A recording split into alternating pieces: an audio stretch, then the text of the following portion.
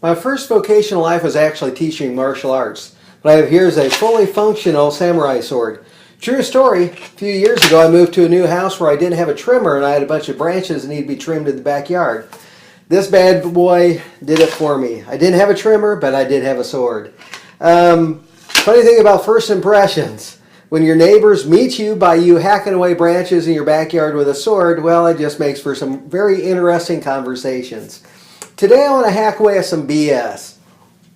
I don't know if there's a topic that has received more attention than leadership. You can Google leadership and find all types of articles and information, plenty of books.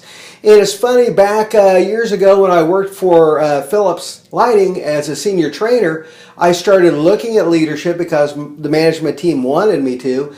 And it was probably a few years into studying leadership before the light came on and I saw what leadership truly was. A lot of what I was exposed to in terms of classes and seminars and books wasn't leadership at all, it was management.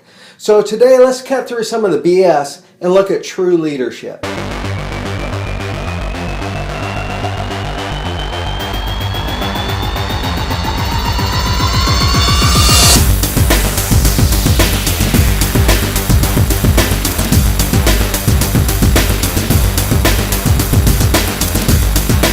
What I want to do is we're going to follow two different companies and look at two different styles of leadership and see what conclusions we can draw here.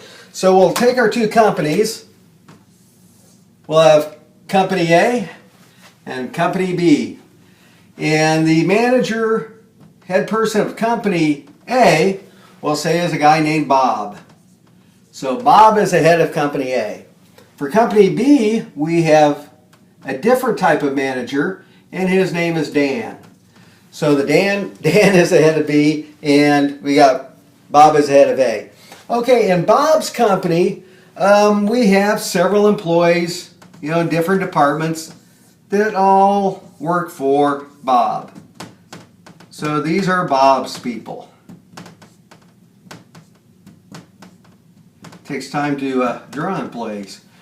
And the same with Dan. Dan has many people at work in his organization. And again, patience here while I create people. Some goofy looking people.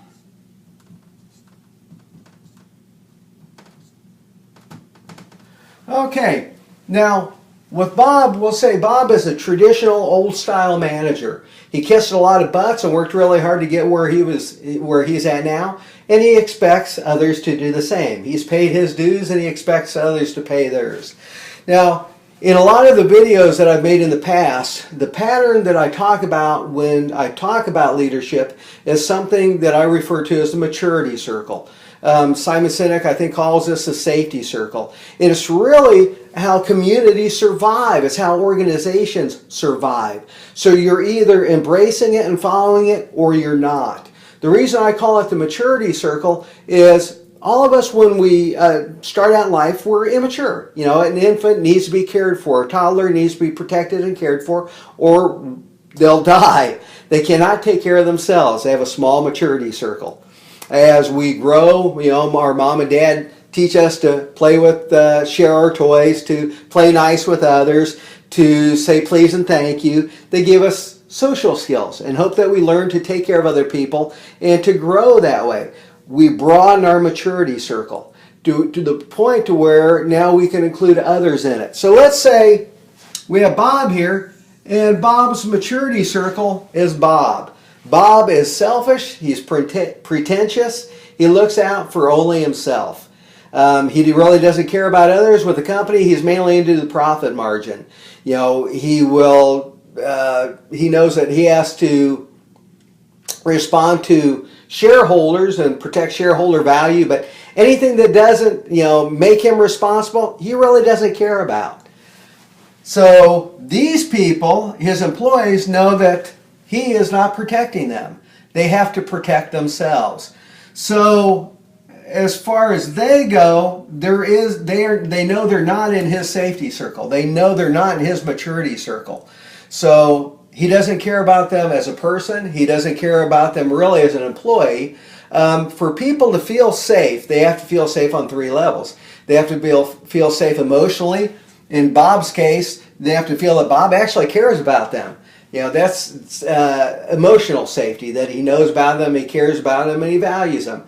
Job safety-wise is they have to know that they're viewed as an important part of the team, that they're not just an expendable person that can be gotten rid of and easily replaced. One of the last HR managers that I had a chance to really work with was Bob. You could tell that he really didn't care about the employees and was very quick to fire and write people up. And they knew that they were not protected by that person whatsoever. Kind of fit the old Catbird that's part of the Dilbert comic strip. So these people will create their own circle of safety. And it might include just social groups or departments, but as a group, they know they have to look out for themselves because Bob's not looking out for them. Now, Bob is not a leader. The way you measure leadership is from the bottom up. Only people who are following can tell you that they see the people above them as a leader. Leaders have influence. So without their position of authority, would these people follow? I've been in many organizations where I've seen that the people that were leaders and had the strongest influence were not in positions of authority.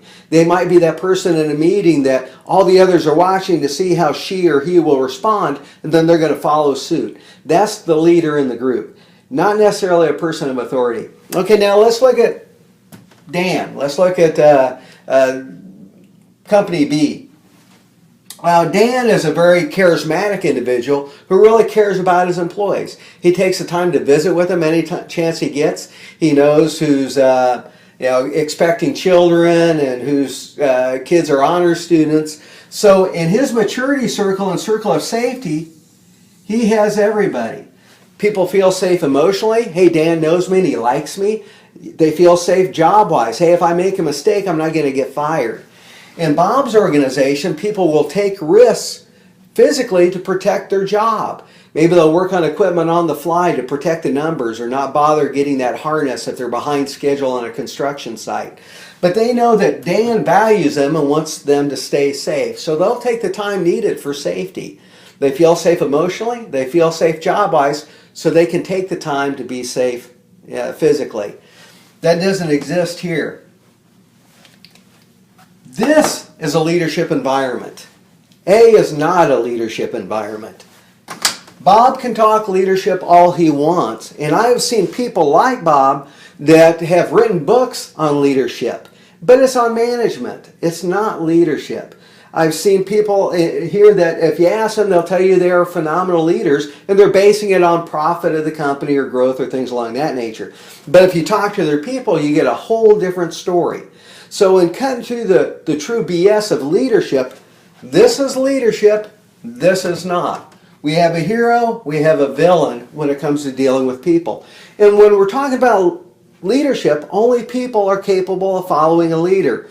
So it is truly a relationship issue we're talking about. Bob is not a leader, he's a manager. Dan is a leader, and his people will willingly follow him. And the main reason is they feel safe. The word hero comes from the Greek word protector. A hero has the strength to protect two, themselves and someone else. Authority roles give them the position to where they can protect other people. If they have the mindset and the maturity to do so, then people look to that person for protection. They feel safe.